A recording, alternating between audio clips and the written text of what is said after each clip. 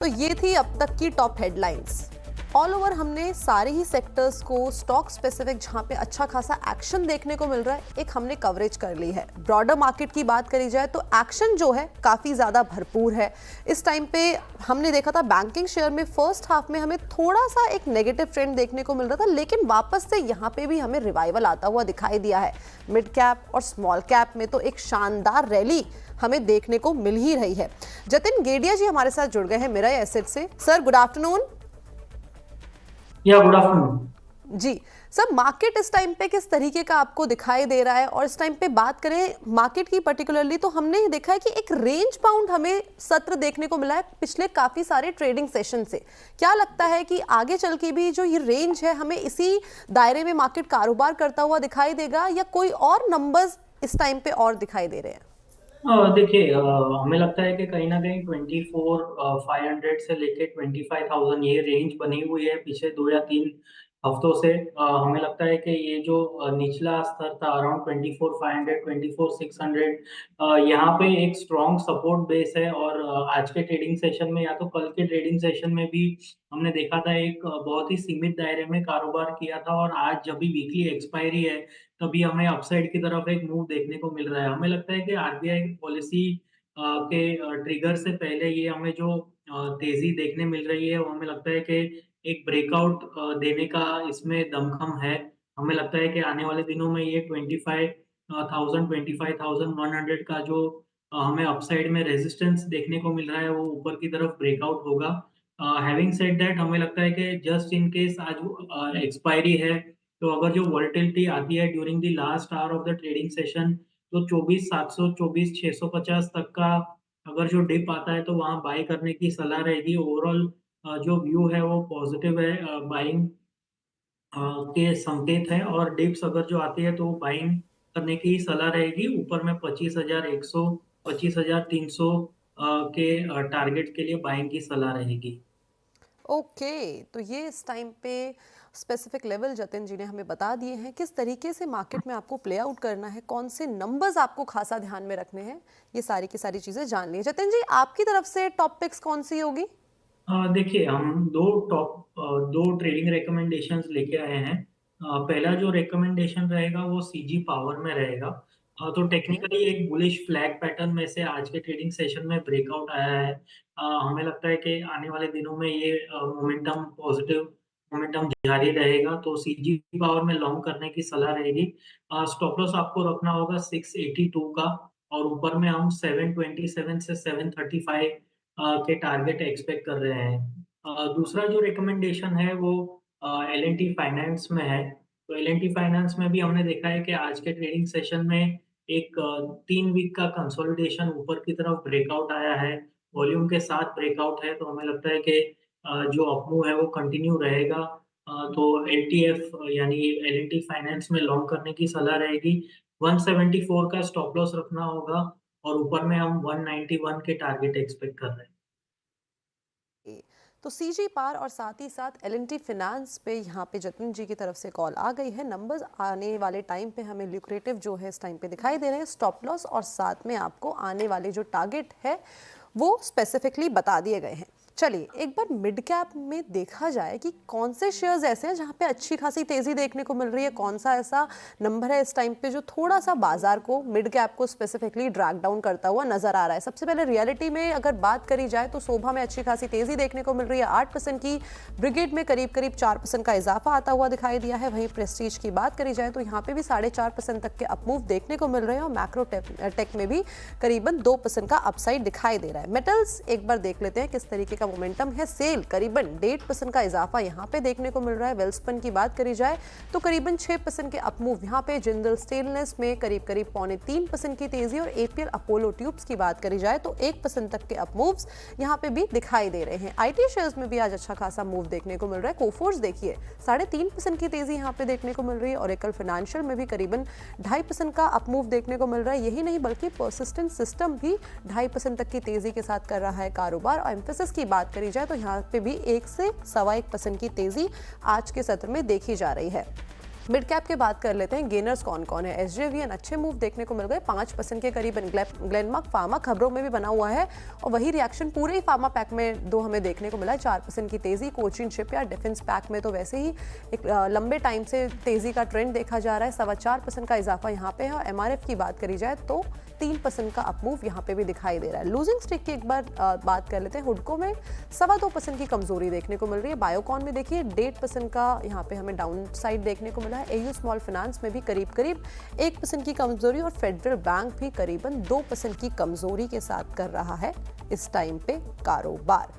तो अब तक तो हमने देख लिया कि कहाँ पे तेजी थी, कहाँ पे मंदी थी, लेकिन एक काफ़ी ज़्यादा इम्पॉर्टेंट टॉपिक हमारे साथ है ये FIS को लेके। बेसिकली RBI ने इंडियन बैंक में जो विदेशी हिस्सेदारी है उससे जुड़े जितने भी रूल्स हैं उसको हो सकता है कि हमें और भी आसान करता हुआ नजर आए। इस डिटेल को और भी ज़्यादा विस्तार में समझते हैं कि क्या है, किस तरीके से इसको समझा जाए। लता मैम हमारे साथ आ गई है। लता मैम, गुड आफ्टरनून। किस तरीके से समझा जाए और पूरी की पूरी एक खबर है वो क्या है एग्जैक्टली? हमें अच्छी तरह ये समझ लेनी चाहिए कि RBI पूरा FII स्टिक के बारे में नहीं बोल रहे हैं। वो कह रहे हैं कि हो सकता है, वो इस पर विचार कर रहे हैं कि एक फॉरेन बैंक एक इंडियन बैंक में अपना शेयर होल्डिंग 15% से भी बढ़कर ले जा सकते हैं। ये अब तक वो लिमिट है 15% से ज़्यादा कोई फॉरेन बैंक इंडियन बैंक में नहीं ले सकता। मैं एक सिंगल एंटिटी की बात कर रही हूँ, लेकिन अब RBI के इंटरनल हेड्स इस पर बातचीत कर रहे हैं, इस पर सोच विचार कर रहे हैं। अगर उनको ये डिसीजन ठीक लगा तो फिर वो पब्लिक डिबेट के लिए लगाया जाएगा।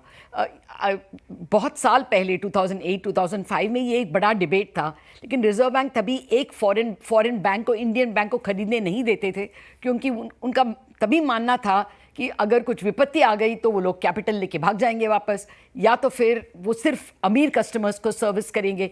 इसलिए इंडियन बैंकिंग को ही वो लोग प्रोत्साहन देते थे। लेकिन अब इंडियन बैंकिंग इतना रोबस्ट हो गया है कि इंटरनल डिस्कशंस चल रहे हैं कि एक फॉरेन बैंक को अपना शेयर होल्डिंग वो 20% 50% तक बढ़ा सकते हैं। लेकिन हमें याद रखना चाहिए दो चीज़, ऑलरेडी 2-3 एक्सेप्शंस इसमें आ गए हैं। फेयरफैक्स को कैथोलिक सीरियन बैंक या CSB बैंक में 50% परमिशन दिया गया था। LVB को 100% DBS को बेचा गया है, लक्ष्मी विलास बैंक। और हाल ही में येस बैंक को भी परमिशन दिया था, सुमितोमो बैंक के 20% शेयर होल्डिंग तक। अभी IDBI की बिकवाली होने वाली है और शायद गवर्नमेंट भी चाहते हैं कि उनको अच्छा दाम मिले, उसके लिए भी फॉरेन इंटरेस्ट काफ़ी है।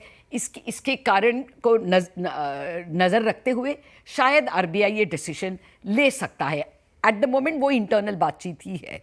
और एक बात बता दूं, ये बढ़ाएंगे तो भी एक ओवरऑल वोटिंग पावर लिमिट है। Any one entity in a bank can not have voting power more than 26%, भले ही तुम्हारे स्टेक 50% भी हो।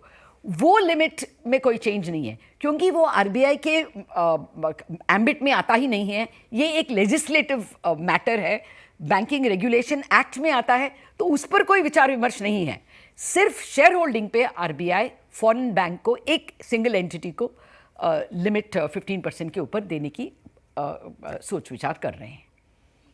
ओके मैम, इसके साथ साथ कल एक चीज़ और है कि रेपो रेट एंटिसिपेशन लगाई जा रही है कि 25 बेसिस पॉइंट्स तक हमें एक कटौती देखने को मिल सकती है। लेकिन कहीं कहीं पे ये भी एंटिसिपेशन है, स्पेसिफिकली अगर हम SBI की बात करें तो वो ये मान के चल रहा है कि 50 बेसिस पॉइंट्स तक की भी दरें घटाई जा सकती है। इसको किस तरीके से हम देखें? 90% ऑफ द मार्केट हमारे पोल में बताए कि उनका एक्सपेक्टेशन है कि 25% रेट कट ही होगा। और उनके आर्ग्यूमेंट्स ये हैं कि अभी हमारा ग्रोथ मजबूत है, इसीलिए कोई जल्दबाजी करने की ज़रूरत नहीं है। 25 करके RBI आराम से रेट कट कर सकते हैं। अभी ग्लोबल सिचुएशन भी थोड़ा मर्की है, मूविंग पीसेस है, इसलिए वो धीरे धीरे कर सकते हैं। और हमें ये भी याद रखना चाहिए कि हालांकि ये रेपो रेट है क्या? वो रेट है जो बैंक्स एक दूसरे को 1 डे लोन्स देते हैं, उसको हम रेपो रेट कहते हैं। Call rate is suppose to be close to the repo rate. लेकिन अभी कॉल रेट हालांकि 6% होना चाहिए, क्योंकि रेपो रेट 6% है।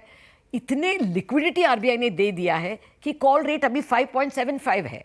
तो ऑलरेडी एक स्टेल्थ 25 बेसिस कट आ चुका है, इसीलिए लोगों का मानना है कि दूसरा भी 50 बेसिस करने की ज़रूरत नहीं है, हम इंतज़ार कर सकते हैं।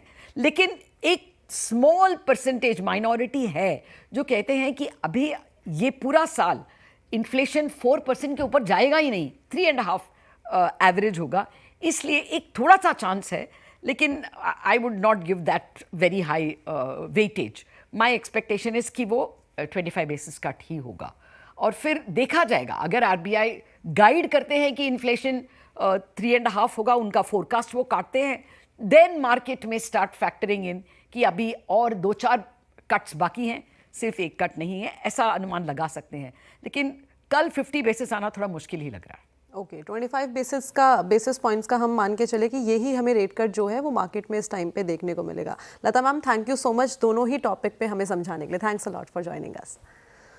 तो चलिए, अब वक्त हो गया है छोटे से ब्रेक का, लेकिन आप कहीं मत जाइएगा, ब्रेक के उस पर काफ़ी सारी और भी चीज़ें हैं जो आपके समक्ष हम लेके आएंगे।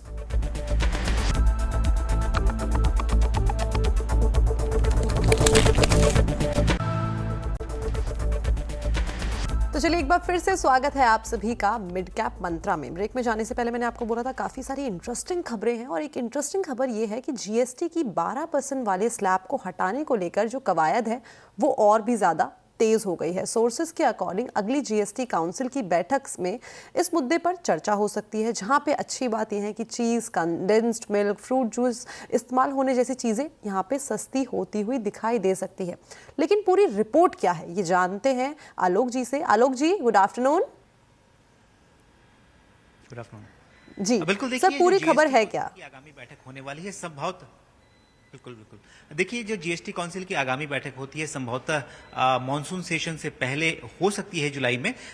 हमें जो सूत्रों से जानकारी मिली है कि खासतौर से जो 12% वाला स्लैब है उसको हटाने पर इस जीएसटी काउंसिल की बैठक में चर्चा हो सकती है। दरअसल इस स्लैब को हटाने को लेकर एक रेट रेशनलाइजेशन की कमेटी बनी हुई है, ग्रुप ऑफ मिनिस्टर्स की। तमाम राज्यों के वित्त मंत्री हैं उसमें। हालांकि उसमें भी कंसेंसस नहीं बना है, लेकिन जो हमें सूत्र बता रहे हैं कि सरकार चाहती है कि इस स्लैब पर चर्चा हो और इसके संकेत लगातार दिए जा रहे हैं। और सबसे इंटरेस्टिंग चीज है कि इस स्लैब में कई ऐसी चीजें हैं जो रोजमर्रा के इस्तेमाल की हैं, जैसे कि कंडेंस्ड मिल्क, चीज, अम्ब्रेला, पेंसिल, क्रेयॉन्स, बहुत सारी ऐसी चीजें, साइकिल, जो कि जिन पर 12% लगता है। कई राज्यों के जो वित्त मंत्री हैं, जो कि इस ग्रुप ऑफ मिनिस्टर्स के मेंबर्स हैं, उन्होंने इस बात की खुलकर वकालत की है कि इन तमाम आइटम्स पर जो जीएसटी दरें होनी चाहिए वो कम होनी चाहिए। तो अगर 12% का जीएसटी हटता है तो जाहिर है कि बहुत सारे जो रोजमर्रा वाले आइटम इस स्लैब में है 12% वाले, वो 5% के स्लैब में जाएंगे। कुछ ऐसी चीजें हैं कि जो बढ़कर 18% में भी जा सकती है, लेकिन वो आइटम्स काफी कम है। इस मुद्दे पर काफी लंबे समय से चर्चा चल रही है और अब ऐसी संभावना बन रही है कि जीएसटी स्लैब को हटाने पर जो चर्चा है वो अगली जीएसटी काउंसिल की बैठक में हो। अगर ये चर्चा में कुछ डिसीजन होता है तो जाहिर है अगला कदम यही होगा कि इन स्लैब में जो 12% में जो रोजमर्रा के आइटम है उनको एडजस्ट किया जाए, या तो उनको 5% में ले जाया जाएगा, या फिर कुछ जो ऐसे आइटम्स है उनको 18% में ले जाया जाएगा। तो ये एक कॉम्प्लिकेटेड एक्सरसाइज है, लेकिन इंडस्ट्री का भी दबाव है, साथ ही साथ आम लोगों का भी दबाव है, सरकार पर लगातार दबाव है कि जो जीएसटी का रेट्स है उसको सिंप्लीफाई किए जाए। अभी जो 4 अलग अलग रेट है, 5%, 12%, 18% और 28%, इसके अलावा कुछ छोटे छोटे और भी रेट है, तो इन सबको और सिंप्लीफाई किया जाए और कुल मिलाकर 3 रेट जीएसटी में आइडियली होने चाहिए। उसी की दिशा की तरफ सरकार आगे बढ़ रही है। ओके, तो हो सकता है कि इसके ऊपर हमें जल्दी कोई फैसला आता हुआ भी दिखाई दे। थैंक यू सो मच आलोक जी हमारे को ये पूरी की पूरी जानकारी देने के लिए। Thanks a lot. तो चलिए, इसी के साथ वक्त हो गया है अगेन एक छोटे से ब्रेक का, लेकिन ब्रेक के उस पर अगेन काफ़ी सारी चीज़ें हमारे पास ऑलरेडी स्टैक्ड अप है।